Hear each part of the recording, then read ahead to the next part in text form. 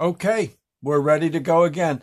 Yet another installment of Aunt Barb's Magic Oven. This one being, gosh, what number?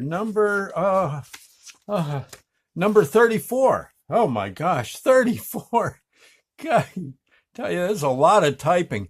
Yes. Anyway, this one entitled Aunt Barb's Magic Oven. Uh, I guess, if, well, there's always a little phrase against right after Aunt Barb's Magic Oven for each chapter. And it says, Frank and Sammy should have been here too. All right. Then suddenly the singing stopped, but the colors and the angels remained above us. Now that Earth was blessed, saying grace was next. That was my cue to introduce the next step. I looked over at Dean Martin. He was ready. Yeah. The angel chorus overhead just hummed as Dean approached the microphone. He looked at me and shrugged his shoulders. Hey, Doc, what song am I singing? No one told me. What are we doing? I didn't know either. I told Dean that John Paul said it would come to us when we needed to know. Trooper that he was, Dean grabbed the mic and said hello to everyone.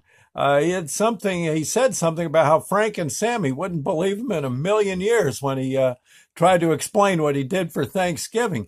He also sent his compliments to my father and Uncle Bill for making the wildest martini ever.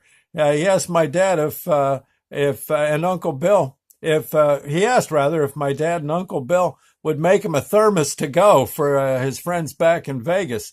It evidently, the concoction they made had quite the kick. Dean had a great idea. He asked if anyone had a request. Evidently, God did. From the angels overhead and also the angels on the column, the fountain column, and above us worldwide, a musical phrase filled the air. This song evidently was going to replace grace. No, make it that this simple song that we all knew just for today would be grace. God knew how to pick them. It was the perfect song for this day of days. Here's what the angel chorus sang for Dean. After humming a bit longer, just a little longer, they went into the prologue. In Napoli, where love is king, where boy meets girl, here's what they say. Dean had it covered from there. So did the rest of us. In microseconds, Dean and the whole world was all locked arm in arm and howling, when the moon hits your eye like a big pizza pie, that's amore. Right. Everyone in the whole planet.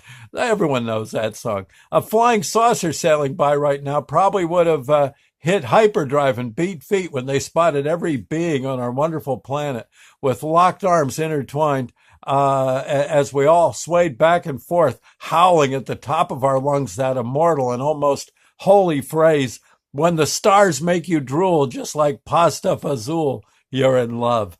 As I watched all this going on and I thought to myself, what a great life, all this in heaven too. Boy, that turkey was smelling better by the second. Well, there you are, friends. Okay.